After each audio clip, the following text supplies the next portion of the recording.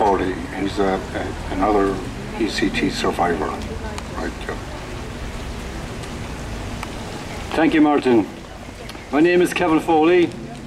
Born in Cork City, reared in Cork City, worked abroad in England and Scotland for 3 years. My main passions are my wife, music, guitar playing and singing, and languages. French, Spanish, German, Irish and English. I spent almost over a year in a psychiatric hospital in the late 80s, between 1986 and 1990. I was electroshocked individually on 30 individual occasions. It caused serious memory loss.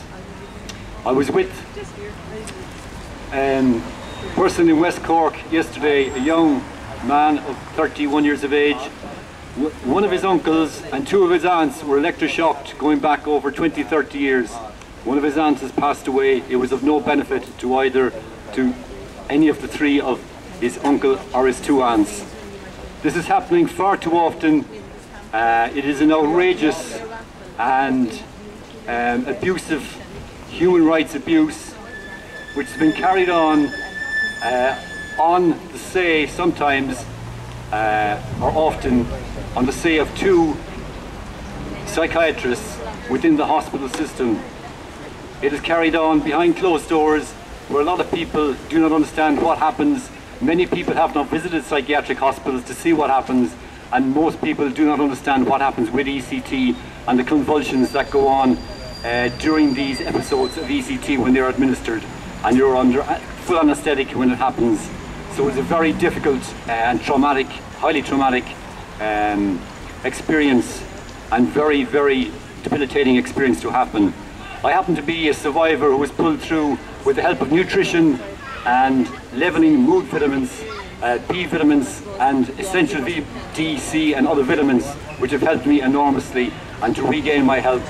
And I had to get off psychiatric drugs, were administered for over 10 years in high dosage to me. I think it is very important that people listen or read on this topic and sign against forced ECT, which a lot of it is because you're on psychiatric drugs when you're asked to have ECT in a hospital situation.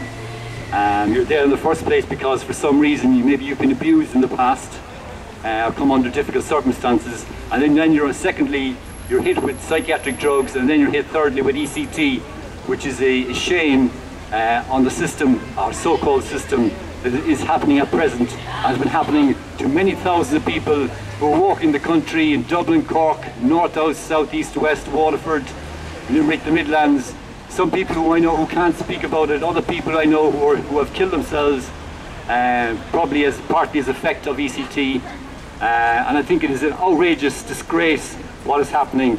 People, if they listen and want to help, should sign against forced ECT Article 59B of the Mental Health Act and sign. It is on the website as far as I know, and to put their name to this outlandish and appalling treatment that is going on, not alone in Ireland, but in other countries, quite a few countries around the world, and it's happening today.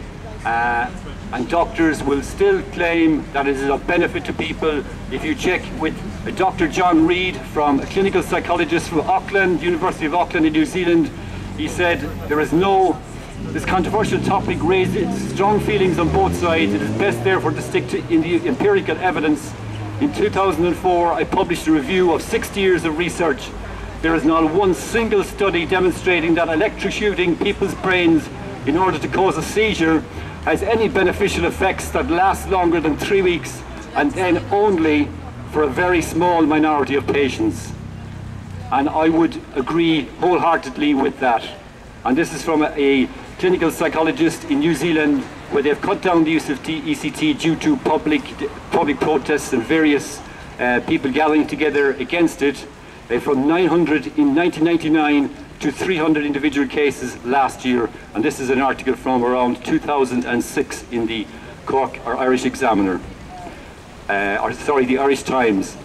So I would ask people here, or anybody who sees this on video, to try to read up on this, and if they know anybody, and some people and many people do know of somebody either presently living in this country or abroad who has had ECT, then that is a serious, I would call it a very, very serious human rights violation that is happening today in Ireland. In 2009, 2 years ago, I think 378 people is the listing that by the Mental Health Commission in Dublin currently, and the statistics have only been released in the recent year through tremendous efforts from people, some people in Ireland, a selective few people in Ireland who have put pressure on the Mental Health Commission to release these statistics.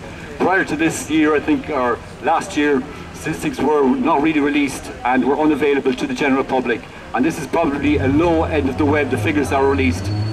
So I leave it to you people, and leave it with all the good people, artists, poets, musicians, Pat Galvin, who has passed away, the Raggy Boy, and people who in their heart know better, and to put their hearts and minds behind and speak out whenever they can or wherever they can, and to understand that some people have been destroyed by this so-called treatment.